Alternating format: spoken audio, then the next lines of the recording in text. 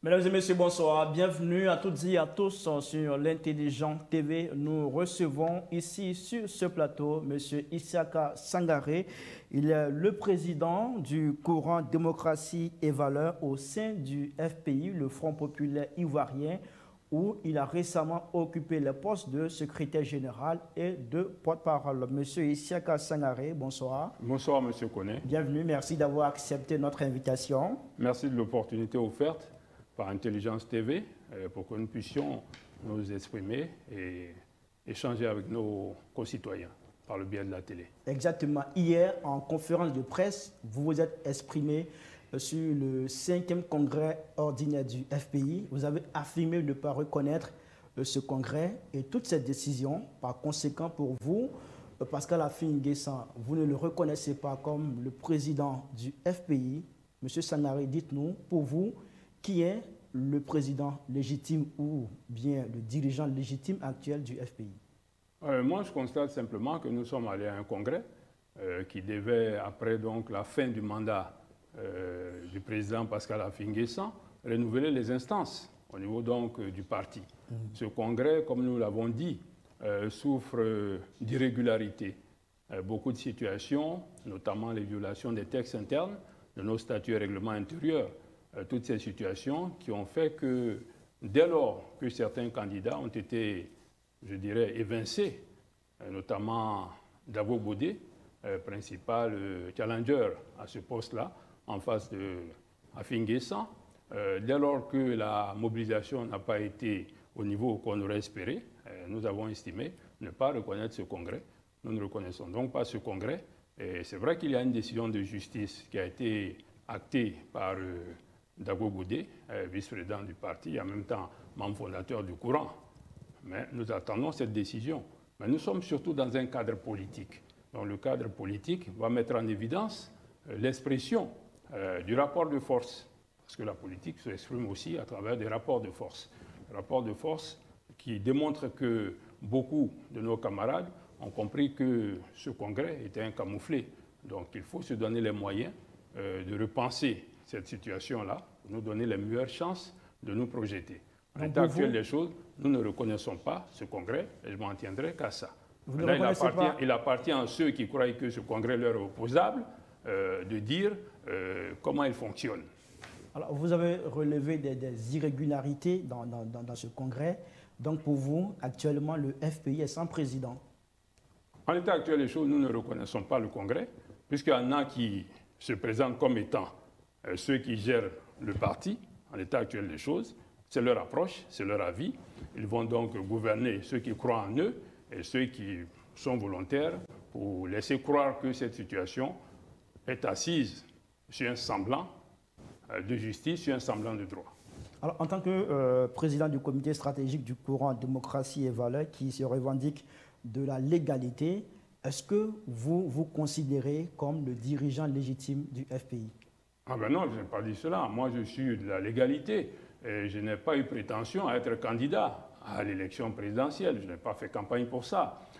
J'ai fait campagne plutôt pour que le parti se recentre sur ce qui est fondamental, sur ce qui a été l'essence de sa création. Donc, l'expression démocratique en interne, ainsi que le respect des valeurs. C'est même pourquoi nous avons mis en avant, je dirais, le courant démocratie et valeurs, conformément à nos textes. Ça vous plairait de prendre les rênes du parti? La question n'est pas à ce niveau. Ce qui est important aujourd'hui, c'est de donner les meilleures chances au parti, de revoir son organisation, de se projeter par rapport à la réaffirmation de ce que nous sommes et par rapport à notre capacité à nous projeter et à espérer gouverner la Côte d'Ivoire en tant que parti politique. Parce qu'un parti politique, c'est bien celui qui fait en sorte d'aller à la quête du pouvoir d'État, à la conquête du pouvoir d'État, pour appliquer son programme de gouvernement et son projet de société. Donc c'est ce qui est important. Pour le moment, Sangaré Isiaka n'y pense pas, ce n'est pas la finalité. Nous sommes pour le moment en train de remettre les éléments qu'il faut pour procéder à un récalibrage, pour avoir une meilleure orientation du parti, pour renforcer nos capacités sur le terrain, pour espérer gagner. Alors, M. Sangaré, je reviens sur la question. Pour vous, concrètement, qui dirige le FPI? Qui sont les dirigeants du FPI? Moi, je dis que ce congrès qui s'est passé, nous ne le reconnaissons pas au niveau du courant. s'il s'avère que ceux qui ont participé à ce que j'appelle un simulacre de congrès estiment qu'en ce qui les concerne, ils ont désigné quelqu'un, c'est libre à eux. Mais moi, je ne reconnais pas ce congrès-là, avec tous les membres du courant, qui sont nombreux, on a pu s'en rendre compte. Vous ne reconnaissez pas le congrès, pourtant il y a une procédure en référé qui avait été introduite par Pierre Gaudet en justice, qui a été rejetée. Vous êtes d'accord avec ça? Alors, je n'ai pas envie Cette procédure en référé avait pour objectif d'obtenir la suspension immédiate du congrès. La justice l'a rejetée parce qu'elle a considéré qu'elle a été mal fondée. Sur quoi vous basez alors pour justifier votre position? La justice ne s'est pas prononcée sur le fond. Je ne vais pas rentrer dans des décisions de justice, je suis républicain, je respecte les différentes instances dans leur fonctionnement. Mais la justice ne s'est pas prononcée sur le fond. J'aimerais m'en tenir qu'à cela. Elle s'est prononcée sur la procédure en référé qui visait à suspendre immédiatement le congrès. Mais la justice a analysé le dossier et la justice s'est prononcée pour dire on ne peut pas suspendre ce congrès, il va se tenir. Il s'est tenu. Est-ce que au sein de votre courant, l'idéal n'était pas de prendre acte de cette décision plutôt que de dire que nous ne reconnaissons pas le congrès? Mais la justice n'a pas pris de décision relativement aux éléments qui ont fondé sa saisine. La justice s'est prononcée sur l'opportunité de suspendre ou pas l'exécution du congrès. Donc la justice ne s'est pas prononcée sur le fond. Donc il ne faut pas faire de confusion. Se prononcer sur le fond, ça voudrait dire les éléments d'irrégularité que vous prétendez avoir constatés sont fondés ou ne sont pas fondés. Maintenant, la justice ne s'est pas prononcée sur le fond. En entendant le verdict du fond, pourquoi ne pas prendre acte de ce congrès, vu que son organisation, sa tenue a été permise par la justice? Mais vous n'allez pas m'obliger à voir tel que vous voyez. Je ne vais pas changer mon fusil d'épaule parce que vous considérez qu'il fallait prendre acte. Nous constatons que tel que ça s'est déroulé, nous constatons que les irrégularités manifestes, parce que nous avons des statuts et règlements intérieurs. Sans être juge habilité à prendre la décision, je suis quand même un militant du parti qui a une certaine connaissance des textes, qui a une connaissance de la pratique des activités. Comme vous le dites, j'ai été quand même secrétaire général et porte-parole. Donc, fort de ces éléments, je considère que les éléments sont suffisamment probants pour qu'il y ait une décision au fond qui en connaissent et qui peut-être donne une suite favorable. Vous trouvez légitime, en ce siècle-là, qu'un candidat, parce qu'il est président du parti, manipule les différentes instances du parti, notamment le comité de contrôle, le comité central, pour faire en sorte que la candidature de son adversaire, son principal adversaire, soit suspendue? Vous trouvez légitime, pendant que la procédure est lancée pour l'organisation, qu'on limoge le président du comité d'organisation? Par la suite, que certains présidents de comité démissionnent? M. Sangaré, démissionnent. Malgré tous ces faits que vous notez, le congrès s'est tenu. Mais si on veut faire un passage en force, est-ce que votre attitude ne vient pas renforcer, consolider ceux qui, dès le départ, vous ont considéré comme des frondeurs? Oh, mais si vous voulez faire cette lecture qui est simpliste, c'est quoi un frondeur? Si un frondeur, c'est celui qui s'oppose à la violation des textes. Si un frondeur, c'est celui qui dit non au tripatouillage. Si un frondeur, c'est celui qui dit non à la manipulation, mais être un frondeur, en quoi ce serait un problème? Si le frondeur est celui qui révèle les consciences, qui réveille l'aptitude des uns et des autres, qui tire la sonnette d'alarme, qui dit nous nous éloignons de la démocratie, il y a des pratiques autocratiques, parce qu'un individu essaie de s'accaparer tous les moyens du système. Vous pensez que ça, c'est l'attitude qui devrait être celle à accepter? Et qu'on devrait être complaisant? Mais je suis désolé, ce n'est pas comme ça que je vois le jeu démocratique. Ce n'est pas comme ça que je vois les échanges dans les partis. Parce que les questions fondamentales sont venues des divergences de points de vue.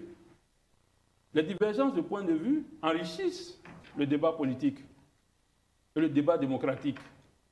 Monsieur Sangaré, il faut accepter cela. Il ne faut pas faire des divergences de point de vue, des délits d'opinion. Monsieur Sangaré, l'affront, c'est aussi de contester l'autorité qui est établie. Mais l'autorité est établie en fonction d'un ensemble de règles. Et l'autorité elle-même doit se conformer aux règles. D'où vient-il qu'il y a une autorité? Même en monarchie, il y a des règles. Nous sommes en République. Le président de la République n'a pas tous les droits. Il n'a pas tous les pouvoirs. Il en partage avec l'exécutif, avec le judiciaire. D'où vient-il qu'un individu, parce qu'il a une autorité, ne devrait pas respecter les autres et fouler aux pieds les textes? Si c'est votre conception du fonctionnement de la démocratie, j'en suis... C'est pas ma conception, je ne me suis pas encore prononcé sur la démocratie, je ne fais que poser des questions. Mais je vous réponds, c'est pas dit si c'est votre conception, si tant que ce n'est pas la vôtre, c'est tant mieux. Rassurez-vous, ce n'est pas ma conception. Ouais. Justement, parlant de cette attitude, est-ce que vous ne donnez pas le sentiment, M. Sangaré, que vous doutez de la transparence, de la crédibilité de l'organe judiciaire en Côte d'Ivoire? Mais je ne sais pas pourquoi vous pensez que l'organe judiciaire a pris une décision à laquelle nous avons refusé de nous conformer. Véritablement, il faut faire l'amalgame, parce que votre question, elle n'est pas dans la conception de la nature qui est la mienne. À aucun moment, on n'a parlé de douter de l'autorité de l'organe judiciaire. Il n'y a pas eu de décision de justice. Je reprends. Le référé, c'est cette possibilité que Dabo Bodé qui a saisi la justice. Parce qu'il a vu ses droits violés. Qui a dit simplement, je demande, pendant que le juge ait le temps, parce que le juge est souverain, le juge gère son temps en fonction de ses priorités, en fonction des textes. Pendant que vous êtes en train d'étudier le dossier au fond, le Congrès va se tenir à une certaine date. Je demande donc que pour des questions d'opportunité, il soit sursis à l'exécution de ce Congrès. Ce qui n'a pas été fait. Laissez-moi finir. Le temps que je me prononce au fond, mais le juge n'est pas obligé de suivre. Le juge dit, mais vous faites votre Congrès, quoi qu'il advienne, moi, ma décision ne va pas être impactée par cela. Donc, il ne faut pas aller vite en besogne et ne pas dire des choses que je n'ai jamais dites. Je suis légaliste, je suis respectueux des règles républicaines. La décision du juge va se faire. Pour le moins, le juge n'a rien décidé. Le juge est souverain, autonome, il est libre de dire « moi, je pense qu'il n'y a pas de raison de suspendre le Congrès ». Mais c'est une décision d'opportunité qui relève entièrement de sa compétence, mais qui ne veut pas dire « j'ai donné raison à l'une ou l'autre des parties ». Ce serait un amalgame de voir ça sous ce temps. De l'autre côté, on voit ça autrement. Hein. De l'autre côté, du camp auquel vous êtes opposé, on ne fait pas la même lecture. Vous êtes d'accord avec ça? Moi, je ne sais même pas leur lecture. Voilà. Mais je ne sais pas leur lecture. Je ne peux pas dire que je suis d'accord avec la lecture. Quelle est la leur? Je ne la sais pas. Pour faire une lecture, il faut être présent. Il faut en parler. Pour qu'on en prenne acte, qu'on en prenne connaissance et qu'on se prononce. Je ne connais pas la lecture qu'ils font. Je sais simplement qu'ils ont mis en œuvre des actes attentatoires au respect de nos textes qui ont débouché sur une élection qui nous paraît être une élection qui n'est pas fondée, dans un contexte d'illégalité, d'irrégularité, et dans une question aussi de légitimité. Parce que quand on attend 7000 personnes à un congrès, qu'on a à peine 2500, il faut se poser des questions. Alors, M. Sangaré, est-ce que parfois, souvent, vous entendez des propos selon lesquels vous et vos camarades membres du courant démocratie et valeurs sont en mission pour affaiblir l'autorité de Pascal Affi-N'Guessan? Oui, mais en mission. En mission, on est en mission pour qui? Pour le compte de qui? Les dysfonctionnements à l'intérieur de notre parti sont-ils du fait de quelqu'un d'autre? Quand on limoge ses collaborateurs pour des délits d'opinion, c'est la responsabilité de quelqu'un d'autre. Il faut apprendre à faire l'autocritique. Et c'est ce qui nous manque en général. On voit toujours le problème chez l'autre. On ne le voit pas chez nous. On sera en mission pourquoi? Le partenariat, est-ce que c'est moi qui l'ai signé? Donc personne n'est en mission pour qui que ce soit. Nous sommes en train de déployer un axe d'action, d'attitude, de comportement pour changer la donne intérieure. Parce qu'il est bien évident qu'à un certain moment, quand on est resté longtemps dans la gouvernance d'un système, il y a des éléments qui nous échappent. Affi-N'Guessan a 23 ans. de gestion du Front populaire ivoirien. Il cherche à remplir encore pour 5 ans, ça fera 28 ans. Il n'est quand même pas le seul cadre capable de diriger le Front populaire ivoirien.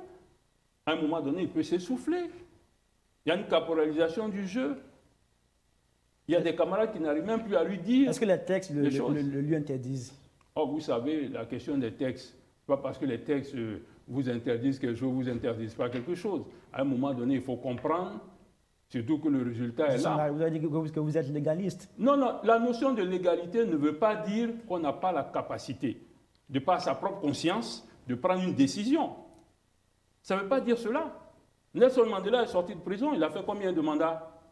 Il a fait un. Il a fait un mandat, il avait la latitude d'en faire 2. Est-ce qu'Afinguessa est obligé de faire comme lui? Non, non, est-ce qu'il est non, obligé de passer la main? Non, je procède par analogie. Puisque les textes lui permettent. Et ce n'est pas une question de texte qui permet. Il avait conscience, Nelson Mandela, qu'il pouvait faire plus que ça. Il a voulu donner un modèle. Je prends un exemple pour dire que ce n'est pas parce que les textes vous en donnent la capacité ou l'opportunité que vous devez forcément, vous, suivre. Vous pouvez avoir un acquis de conscience. En plus, les résultats sont là. Quand on réussit, je dis oui. Mais depuis un moment donné, le parti recule. Le parti se réduit comme peau de chagrin. Ça veut donc dire que la vision doit être recentrée. Ça veut dire que la stratégie doit être renouvelée. Ça veut dire que les options doivent être vues. Les axes tactiques stratégiques doivent être affirmés. Alors, quand vous dites que le parti va mal, le parti se réduit comme peau de chagrin, Afinguessa n'est pas le seul à diriger. S'il n'était pas le seul à diriger ce parti jusqu'à l'heure de la rupture. Ça ne veut pas dire qu'on n'assume pas notre part de responsabilité. Donc vous êtes aussi comptable de ce qui se passe. On assume notre part de responsabilité, mais nous, on sait s'arrêter pour dire qu'il faut revoir autrement les choses. Il faut recalibrer notre organisation. Il faut faire des choix tactiques qui ont du sens. C'est pourquoi nous avons insisté, notamment sur la question du partenariat. Pour nous, c'était un choix tactique qui nous aurait permis de mieux nous positionner, d'aller dans une dynamique avec un parti pour donner des leçons républicaines, pour offrir un environnement apaisé, pour renforcer la cohésion, pour aller vers la réconciliation. C'est ce que j'appelle la capacité à se projeter, avoir une vision. Avec le temps, si les éléments d'appréciation ne sont plus les mêmes, il est bien évident qu'on peut progressivement perdre la main sur son environnement. Un environnement qui est mutant. Aujourd'hui, les problématiques du monde ne sont plus les mêmes qu'il y a 20 ans en arrière ou 30 ans en arrière. Il faut donc des cadres qui, à un moment donné, procèdent à l'autocritique et se repositionnent. Alors, M. Sangaré, c'est vrai, vous n'étiez pas au Congrès, mais vous avez pris connaissance du discours prononcé à cette occasion par Pascal Affi-N'Guessan. Dans son discours de clôture, il a présenté son projet de société qui est intitulé « La renaissance d'une nation pour le bonheur d'un peuple ». Ce projet propose l'instauration d'une 4e République, un régime présidentiel modéré, la suppression du Sénat et le renforcement des prérogatives de l'Assemblée nationale. Qu'en pensez-vous? Je ne vais pas me prononcer sur le programme de M. Affi-N'Guessan. Il faudrait bien qu'il vienne expliciter à nos concitoyens son programme. Selon vous, c'est réaliste? Qu'il vienne expliciter son programme et son projet. Beaucoup d'aspects du programme sont la vocation du parti. Évidemment, on dira aujourd'hui, parce que M. Affi-N'Guessan a envie d'être candidat à la présidentielle, que c'est son programme. Mais c'est principalement assis sur la démarche d'une société moderne qui a été mise en œuvre par le parti principalement, par rapport à son idéologie, par rapport à son orientation. Voilà. Maintenant, il y a des éléments, comme je dis, qui appartiennent à un monde en grande mutation qu'il faut peut-être pouvoir intégrer. Je n'ai pas pris connaissance de ce programme, mais j'en connais les grands axes. Parce que nous avons aussi été auteurs de la mise en œuvre. Maintenant, je ne sais plus comment il a évolué, parce que depuis un moment, je n'ai pas travaillé sur le projet. Vous dites que vous avez été auteur de grands axes de ce projet. On a été tous auteurs de grands axes parce que c'est d'abord le programme du Front populaire ivoirien. Est-ce que vous avez trouvé ces éléments-là dans le programme? Moi, je ne l'ai pas. Vous avez connaissance Je n'ai pas pris connaissance. Je le dis sincèrement, je n'ai pas pris connaissance. Donc, je ne sais pas s'il y a eu une évolution. J'étais celui qui devait être le président du comité d'organisation. Et donc, on a été limogé en son temps. Donc, je ne sais plus comment ça a évolué. Alors, je vais vous dire, voici ça. Il dit le projet propose l'instauration d'une 4e République, un régime présidentiel modéré, la suppression du Sénat, le renforcement des prérogatives de l'Assemblée nationale. Vous qui avez été, on va dire, au cœur de l'élaboration de ce projet. Est-ce que ces éléments-là se retrouvent là-dedans? Vous avez lu les grands axes. Je pense que globalement, c'est sur ça qu'on a travaillé. Maintenant, je ne sais pas, c'est décliné en combien d'axes stratégiques, je ne sais pas. Il serait mieux indiqué que lui-même vienne le présenter, ou bien son directeur de campagne, dès lors qu'il sera candidat, ou s'il considère qu'il est candidat. Je crois que ce sera la meilleure des approches. La lecture que je pourrais en faire peut ne pas être celle qu'il attend. Voilà. Dans ce projet, on parle de la suppression du Sénat. Vous dites être attaché. Je ne souhaiterais pas parler de ce programme. Voilà, je n'en parlerai pas. Vous m'excuserez, mais je n'en parlerai pas. Je souhaiterais que ceux qui sont habilités à le présenter, notamment lui-même et peut-être son directeur de campagne, quand éventuellement il sera candidat du Front populaire ivoirien. Alors, maintenant que le congrès s'est tenu, même si vous ne le reconnaissez pas, c'est quoi la prochaine étape pour vous? La prochaine étape, nous continuons de sensibiliser nos camarades sur la nécessité de renforcer le courant dans ces axes, sur la nécessité de restaurer au sein de notre parti une dynamique qui prendra en compte la démocratie en interne et qui va prôner les valeurs socialistes, les valeurs humanistes, les valeurs de camaraderie, dans une société qui se mettra au service de nos concitoyens, surtout ceux qui sont les plus faibles. Alors, tout à l'heure, vous parliez de la procédure judiciaire qui est portant sur le fond, qui est en cours. La justice doit se prononcer sur cette question. Si le verdict n'est pas en votre faveur, qu'est-ce que vous allez faire? Envisagez-vous de vous rallier à la direction actuelle du parti, ou allez-vous quitter le parti, ou encore allez-vous transformer votre mouvement, on va dire votre courant, en parti politique? De toute façon, nous sommes des démocrates. Donc, s'il advenait que la décision du juge soit en notre défaveur, nous en prendrions acte. Mais rien n'exclut que nous ayons d'autres moyens de recours. Parce que dans l'ordonnancement juridique, quand même, il y a des niveaux de décision. Mais nous privilégions l'axe politique. Parce que nous sommes d'abord des acteurs politiques. Et l'acte politique a démontré qu'on n'a pas pu procéder à un rassemblement de 7000 personnes pour 3 activités principales du parti.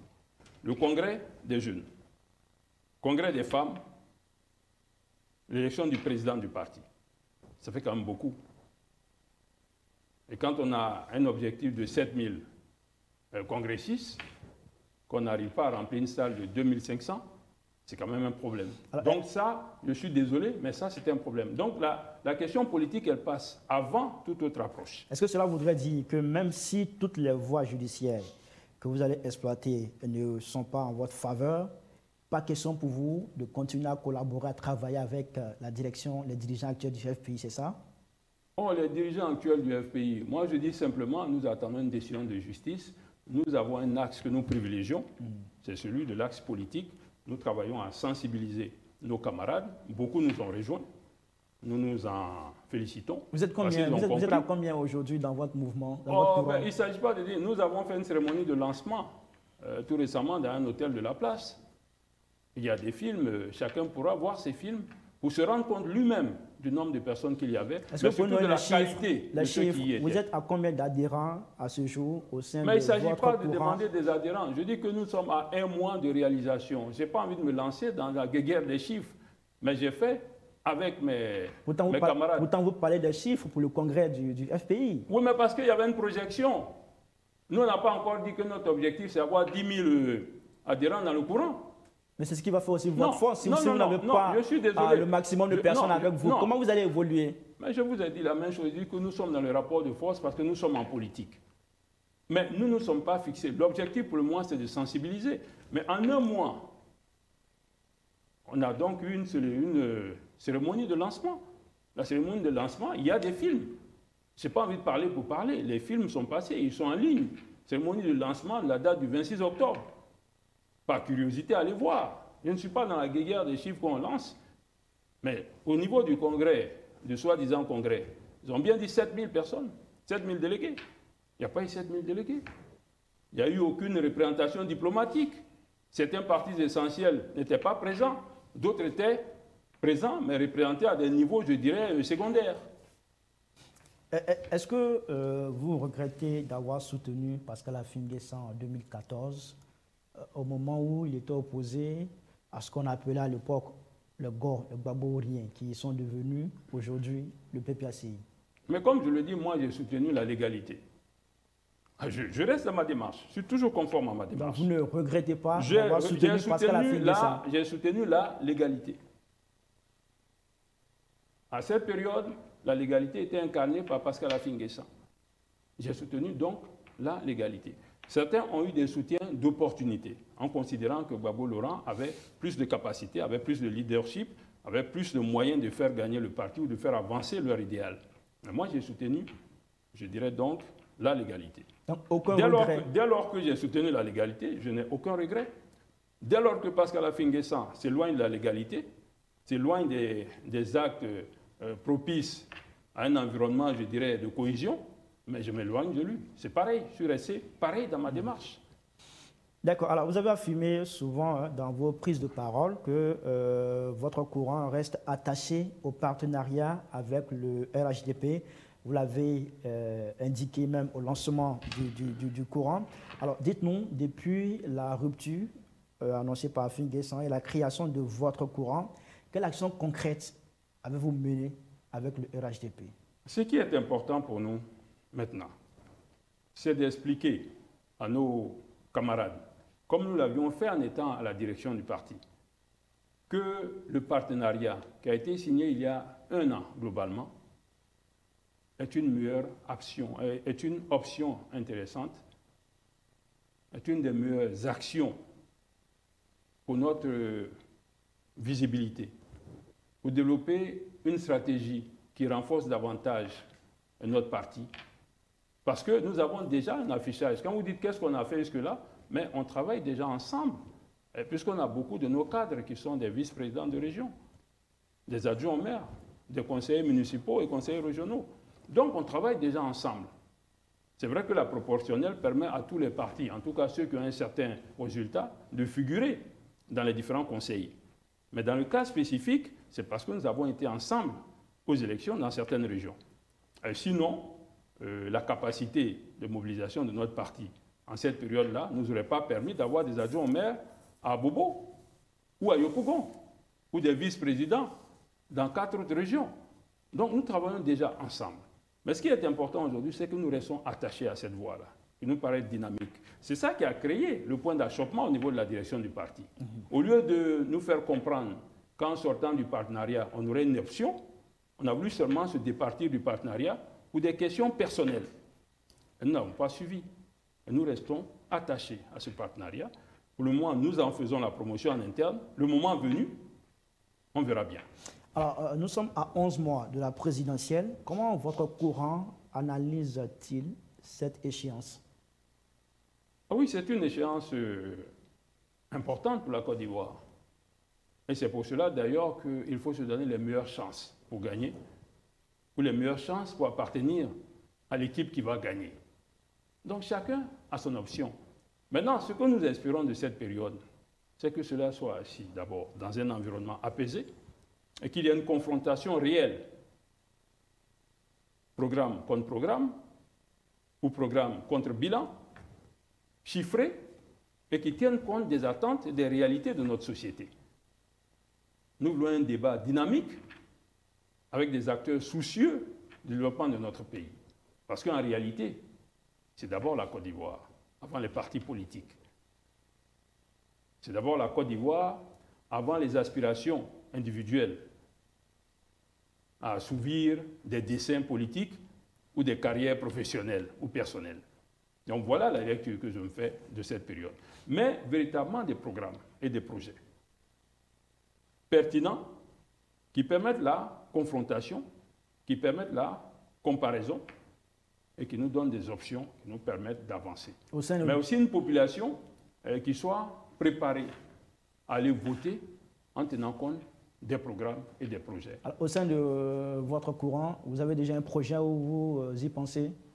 Ah ben non, nous on n'a pas vocation à avoir un candidat au niveau du courant. En principe, le candidat du courant devrait être le candidat du parti, s'il s'avère qu'il y a des points de convergence. Qui est Pascal Affi-N'Guessan. Pour le moment, Pascal Affi-N'Guessan n'est pas président du FPI, n'est pas président à la candidature pour la République, en ce qui concerne le courant. D'accord, c'est bien noté. Alors, au nom de votre attachement au partenariat avec le RHDP, est-ce que vous soutiendrez le candidat du RHDP pour 2025? Pour le moment, nous travaillons en interne. Nous travaillons en interne. Nous ne connaissons ni le candidat du FPI, ni le candidat du RHDP. Nous n'avons pris connaissance d'aucun programme, ni d'aucun projet. Notre mission, notre objectif actuellement, c'est de faire adhérer... On appelle Ouattara à être candidat? C'est de faire adhérer le maximum de personnes à notre projet. Le RHDP qui appelle Ouattara à être candidat, mais le RHDP est libre de vouloir que Ouattara soit son candidat.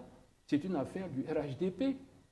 Comme tous les autres partis sont libres... Le partenaire aussi peut se prononcer sur ça. Comme tous les partis sont libres d'appeler ceux qui leur semblent être capables et aptes à défendre leurs couleurs, à préserver leurs intérêts. Donc ça, c'est une affaire du RHDP. Après, ça devient une affaire à des niveaux plus élevés, à des niveaux plus étendus. Mais c'est l'affaire du RHDP. D'accord, c'est bien noté. Merci beaucoup, M. Isiaka Sangaré, président du comité stratégique du courant démocratie et valeurs. Merci beaucoup. Merci beaucoup, M. Khalil, et d'avoir répondu à nos questions. Intelligent TV. Merci beaucoup. Je vous en prie. Merci à toutes et à tous de nous avoir suivis. À très bientôt sur nos antennes.